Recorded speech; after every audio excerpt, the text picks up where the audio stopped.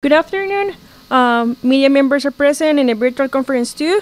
Welcome to the official press conference to the Trinidad and Tobago national team for the opening for the match number 18 in the Gold Cup 2023.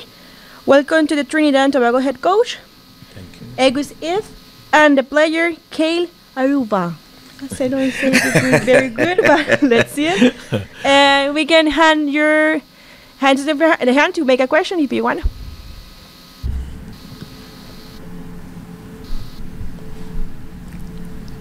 Thank you, Coach. Big win in the first game. How's the team kind of been working to set themselves up to replicate that result tomorrow against Jamaica? Well, we study the opposition first of all, which we did. We and Jamaica is no secret as a big rivalry in the Caribbean. Is a derby game for us, so the intensity and the preparation has been really, really good. So we're looking forward to the match tomorrow.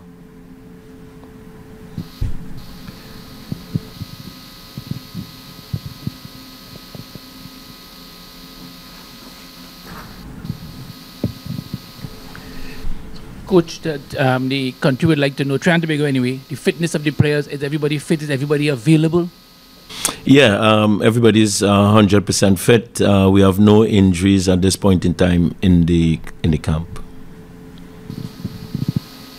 Let me just ask, strategically, knowing what the current Jamaica team represents, would it be, in terms of your strategy, how much of it you can divulge this afternoon? Is it going to be defensive, offensive? What are your basic strategies that you can share with us this afternoon? We want to win the game. We came in the tournament with a mindset that we want to go to the second phase of the tournament, which is coming out of the group. So obviously we want to win the game. So the strategy that we have in mind would be about trying to win the game. Coach, is there any advantage, disadvantage in the fact that Trinidad and Tobago would have played against Jamaica in Jamaica and returned undefeated, including winning by 1-0?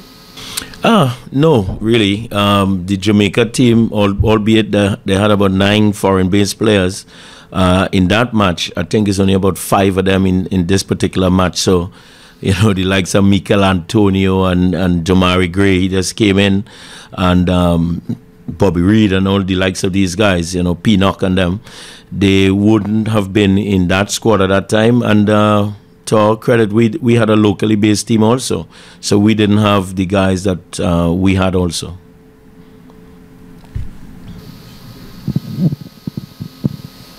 In this one, for both of you, how important would you mentioned it earlier, but how important would for both of you or for the other team, the country, to be able to qualify out of the group stage, for the first time since 2015? This would be huge because we have been. It's no secret the problems that we had in our football being normalized and by FIFA normalization committees and all that kind of stuff. So we are now getting our football back on track. I would say we just had a league after about 3 years without one. That was a big success. There's players in the squad came out of that league, and we continue to build. We have qualified for 2 back-to-back Gold Cups now proper. So I think we are back on the right track. So this is another step in that direction. The end game here is to qualify for World Cup 2006. It's in our region. And we want to put our best foot forward to try to be there again. Yeah, I think it would be a very positive result, and this would help to continue uplifting football in Trinidad and Tobago, as we know the past couple of years have not been very easy. Coach, the last couple of years, as Kylie said, has not been really productive for Trinidad and Tobago.